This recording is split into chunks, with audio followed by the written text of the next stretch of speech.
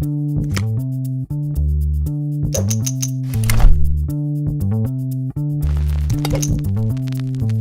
everybody and welcome to Bad Ideas, the show where we look at misfires, mistakes, and miscalculations from all throughout history. I'm Tony Southcott. I'm Albert Berg, and the bad idea for this week takes place in Australia, Tony. It's just a bad idea in general. Don't get Joe started on this one. He will tell you why Australia is the worst idea. We may cover that one day, but today it is beyond the scope of our podcast to cover the entirety of the bad ideas that are Australia. However, we are going to go back to the early 1800s, and some people who were settling in Australia managed to find themselves in a place that they ended up calling Eden. And Eden was on the coast. And specifically, it was situated on the shores of a body of water called Twofold Bay.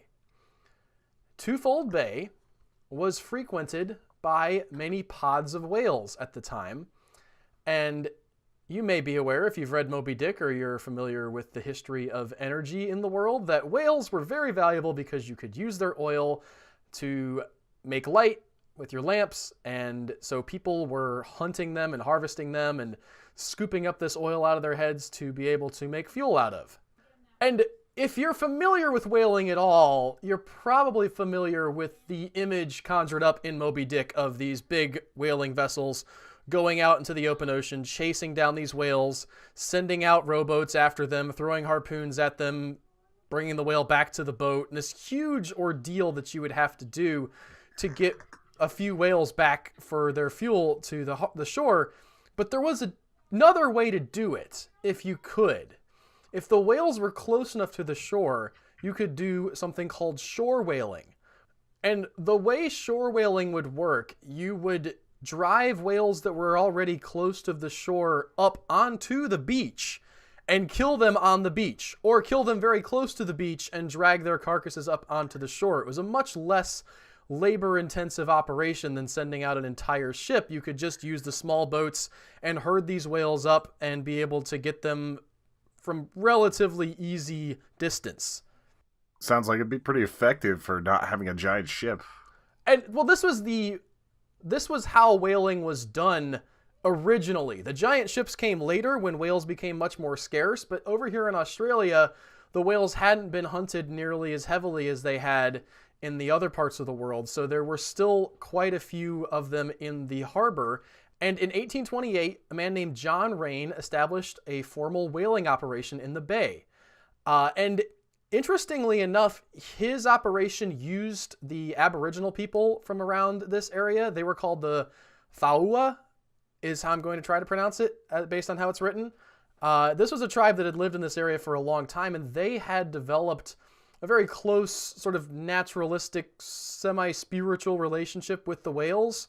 They were already used to using these whale carcasses, and one of the interesting sidebars that I noted when I was reading up on this story was they refused to kill the orcas that ran alongside the whales, and instead of sort of forcing the issue, the white guy said, okay, you can avoid killing the orcas, and they ended up using these orcas to help them herd the sperm whales into the dangerous spots where they could kill them. And then the orcas would get like the leftover bits, like the lips and the fins and stuff, to eat. So they kind of formed a symbiotic relationship as they were hunting whales. Has nothing to do with the bad idea. I just thought that was a really cool fact. It's particularly interesting that they're just teaming up with what most people consider to be the planet's apex predator. Yeah, the orcas helped us out. So that was pretty neat. And they go on with this whaling for most of the 1800s. There's a little town that pops up here. And, you know, they do the regular stuff that people of the time would do with whale carcasses until 1896. And in 1896, we get the first inklings of this weird story circulating out into the world. And here's the kernel of the story. So this man who had suffered from severe rheumatism his entire life, and rheumatism is like arthritis, essentially. It covers a lot of different types of aches and pains, but essentially, if you think arthritis, you're probably thinking of what they were thinking when they said rheumatism. This guy is walking out on the beach with his friends. And there's a whale carcass on the beach because this is a whaling town and there just would be whale carcasses on the beach. There are some accounts that say this guy was just being a goofball, but I tend to believe the ones that say he was drunk. Regardless of the exact reason, somehow this dude ends up inside this rotting whale carcass. And his friends who are with him at first are freaked out by this. They try to pull him out. The stench is so bad from this rotting whale that they just can't. They just have to back up and say, gee, I hope our friend can make it out okay. And 2 hours later, this guy finally crawls out. He claws his way free from the rotting blubber, apparently none the worse for wear other than smelling like rotten whale meat, and tells his friends that there has been a miracle. And the miracle is not just that he has survived the inside of a rotting whale carcass. It is that his rheumatism has been completely cured. That's just bizarre. Those anti-inflammatory effects from whales, it's going to be a new thing. It was a new thing. I was able to find some interesting information about where this idea might have come from. And while the sort of papers that covered this idea at the time talked about this specific incident, it's probable that the idea was in the air from the Aboriginal people that lived there originally, because they already had this very close relationship with the whales. They were already using them for all kinds of things. They used their bones to make their houses. They would eat pieces of the meat. Probably they were doing this kind of cure ahead of time, and the white guys just kind of picked up on it and said, we have this new thing now. I don't have documentation for that in depth, but that seems like a real good possibility to me. But regardless of exactly the origin of this, it starts to catch on. Now, it doesn't catch on huge. I don't want to overestimate and say that like millions of people started flocking to Eden to experience the whale cure. But there were people who decided, hey, I'm hurting real bad. You know what I would like to do, in addition to hurting real bad, is bury myself in a whale for up to 30 hours and let it rot around me. Just get right up in that warm, disgusting whale womb and let the juices soak in. Yes, and I want to say the number again, 30 hours. This is how much time was prescribed. Now, granted, the original dude fell in for only 2 hours, but apparently doctors thought that was not enough. If you wanted as much as two years worth of cure for your rheumatism, you had to stay in this whale for a while. People were a lot more patient back then. I mean, they didn't even have like Game of Thrones on their phone to watch while they're sitting inside of a carcass. That's how we do it today. This is how the cure was described in the July 1902 edition of the Medical Examiner. Quote, "The whale had been dead about 40 hours and had started to decompose. And the whole time we were sitting and standing there, great blasts of gas and horrible bubbles would gush out around us and make our hair stand on end." The imagery in those words alone of this whale violently and gaseously decomposing just really paints a picture for you of what these people were going through to get rid of their rheumatism. And it's not like this was just some crackpot thing that a couple of guys believed in and like everybody else thought was stupid. It cropped up in a number of medical journals that apparently thought it was a credible approach to curing the disease, with similar merit to something like a hot box or a sauna. They thought that the heat of the decomposition of the whale and possibly some aspect of these gross gases was having some positive effect on these patients. And I was able to find original prints of several of these journals that published, hey, down there in Australia, they're doing this thing and it's really working. The only reason we don't do it in America is because we killed all our whales already. Not a direct quote, but that basically... I mean, it's probably pretty close. If only we had more whales. The treatment might have spread to other places, but it was the most popular in its birthplace, Eden, Australia. And it was so successful that Eden became something of a destination for rheumatism sufferers. hotels near the beach became high value property. And the way this worked was you had rheumatism, you heard about the whale cure, so you went to Eden, Australia, and you got yourself a hotel by the beach.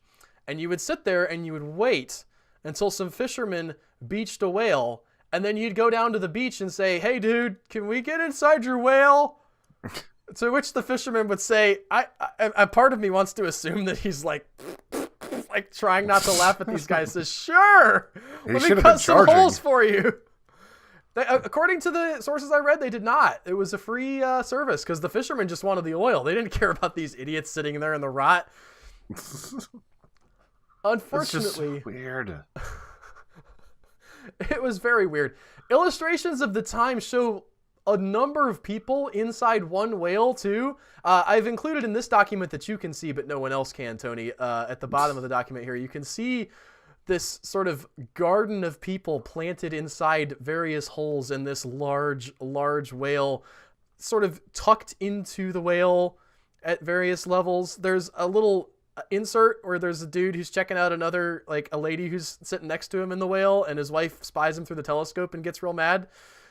It might be slightly satirical, but it's apparently a depiction of how this actually worked. There are also pictures of people actually doing this. This is a real thing that at least some people did. And it might have continued longer if the whale trade had not sort of been coming to an end. Despite the fact that there were more of these whales in Australia, they killed enough of them where it became untenable. And by 1920, the whaling operation in Eden closed down for good. And with it, the chance to sit in a rotting whale corpse for 30 hours was lost to the world forever. I mean, you could probably still do that today if you were very, very ambitious and knew where they were going to wash up.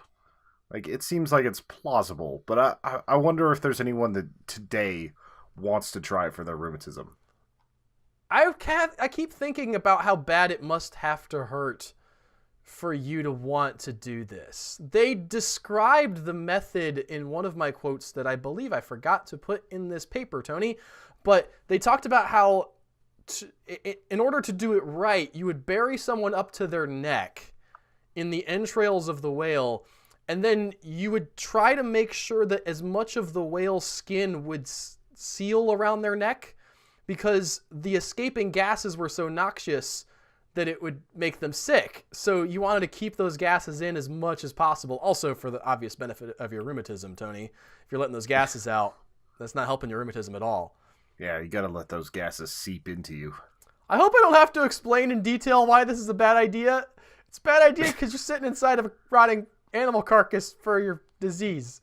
It didn't work. It wasn't good, but it was good for Eden there at least. So that's nice, I guess. They had a little bit of a tourist economy, medical tourism coming in. It terrifies me and makes me happy at the same time that this is a thing. I don't know what to think about it other than that. Like, this is a perfectly bad idea. Possibly the most we've had on here in a while. It's so much fun to think about. And I don't want to rag on the people who tried it too much because they didn't have like anything else either. Medicine just sort of sucked back then. It's not their fault they were willing to try new things. But I'm glad we have, real medicine now, Tony.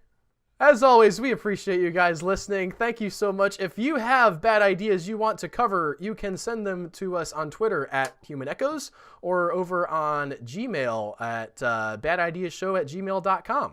You can also support this show on Patreon and help us produce even more coverage of more bad ideas. And as you can tell, we like the really silly, weird bad ideas too. So, like, anything that you guys are thinking about, please send those to the email. We will talk to you here next week with another bad idea. Take care, y'all. Bye.